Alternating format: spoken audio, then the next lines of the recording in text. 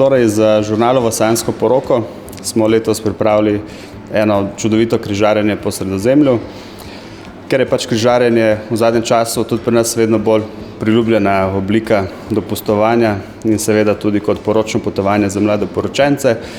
Verjamemo, da bo kar uživali. Tokratni par bo šel na križarjenje po zahodnem Sredozemlju z ladjo Costa Favolosa. Odhod bo hitro po poroki, že 17. junija, tako da boste se lahko v tistem tednu lepo odpočila in razvajala. To križarjenje se začne v Savoni, v enem tednu bojo obiskali Barcelono, Palmo de Mallorco, Neapelj in Valeto. Tudi sama ladja zelo veliko ponuja, lahko rečemo, da je že ladja pač tudi sama po sebi destinacija.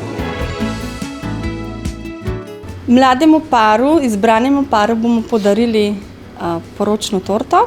Danes smo tudi izbrali, kakšna naj bi bila torta po okusu, po dekoraciji. In smo se pač odločili, da bo torta v takih osvežilnih okusih, ne smem vam zaupati kakšnih. Slog dekoracije pa bo modern. Slovenci smo kot potrošniki ali kupci poročnih tort zelo razvajeni.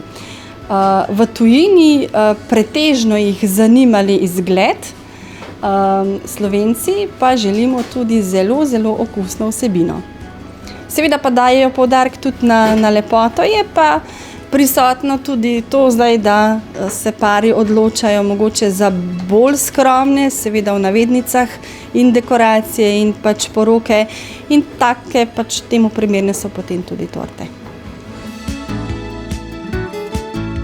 Najbolj popularni so okusi recimo od čokoladnih, kakšna praline, to je čokolada, mus čokolada. Seveda so včasih tudi dobrodošli kakšni dodatki, lešniki, mandlji, kokos, razno sadje v čokoladi. Od sadnih pa kar briljira kakšna malina, borovnica, gozdni sadeži. Jagodičev je prednjačilo zadnja leta.